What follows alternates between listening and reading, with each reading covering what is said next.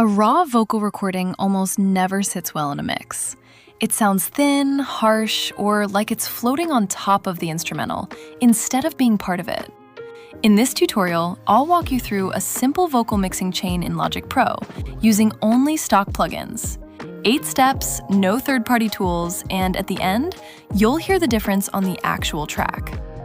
Before we touch anything, here's the dry recording. The world is big enough, can't you see?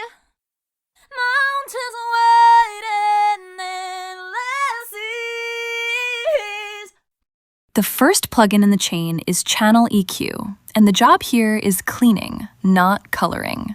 Vocal recordings often have resonances, narrow frequencies that ring or sound boxy, usually somewhere in the lower mids around 200 to 500 Hz.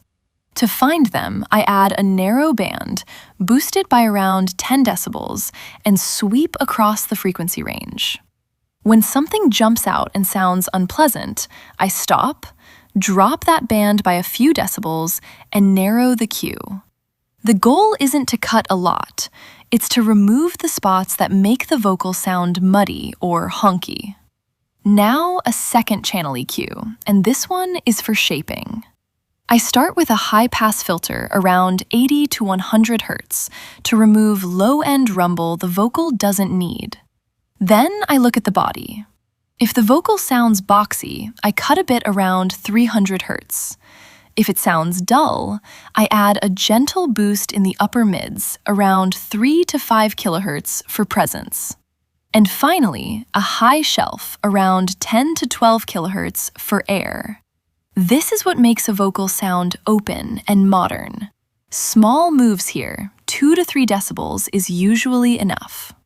Next is de-esser 2. Vocals often have harsh sibilants, those sharp S and T sounds that stab your ears, especially after EQ when you've boosted the high end. I set the detector to look for sibilants, usually somewhere between 5 and 9 kHz, and adjust the threshold until those harsh peaks get tamed without making the vocal sound lispy. You're not trying to remove the sibilants, just take the edge off. Now compression, and I'm using Logic's compressor in vintage VCA mode. VCA compressors are fast, clean, and great for controlling vocal dynamics. I aim for around 3 to 5 decibels of gain reduction on the loudest parts, a medium attack so the consonants still cut through, a fast release so it breathes with the performance, and a ratio around 3 to 1. The point isn't to crush the vocal, it's to make the quiet parts louder and the loud parts quieter, so the vocal sits more consistently in the mix.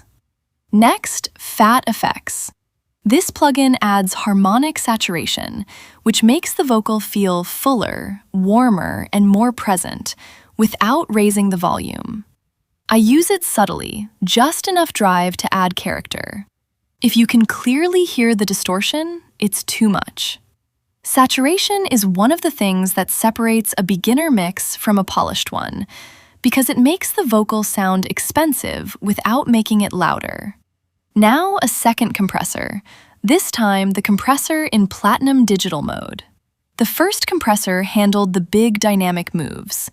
This one catches whatever's still poking out, usually only 1 to 2 decibels of gain reduction. 2 light compressors in series sound smoother and more transparent than one heavy one. That's a common pro technique called serial compression.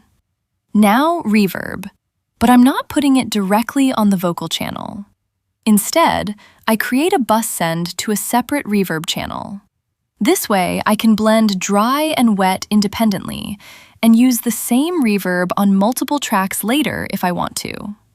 On that reverb bus, before the reverb itself, I drop in a channel EQ and high-pass it around 200 to 300 Hz. This stops the reverb from muddying up the low end of the mix, which is one of the most common beginner mistakes. After the EQ, I add chromaverb and load the concert hall preset. Concert hall gives a wide, open space without sounding too obvious.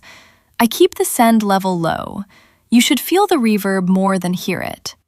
If you can clearly tell there's reverb on the vocal, you've probably gone too far. That's the full chain. Channel EQ for cleaning, channel EQ for coloring, de-esser2, vintage VCA, fat effects, platinum digital, and a reverb send with EQ and chromaverb. Now, let's hear it in context with the instrumental. The world is big enough, can't you see? Mountains waiting in endless seas. There's a place for you, there's a place for me. We don't have to fall to rise, we just have to rise together. The skies are running out of stars. The world is big enough, can't you see? Mountains waiting in endless seas. There's a place for you, there's a place for me. We don't have to fall, we just have to rise together. The world is big enough, can't you see? Mountains waiting in endless seas. There's a place for you, there's a place for me. We don't have to fall to rise, we just have to rise together. The skies are running out of stars. Same recording, 8 stock plugins. No magic, no presets you can't replicate. A few honest things to keep in mind. These are starting points, not fixed settings. Every vocal recording is different, and the room, the mic, and the singer all change what each plugin needs to do. So use your ears more than your eyes. If a move makes the vocal sound worse, undo it. If this was useful, subscribing tells me to make more Logic Pro tutorials like this one. There's a lot more vocal mixing depth I didn't cover here. Parallel compression, automation, how to handle background vocals, and those are coming in future videos. Thanks for watching!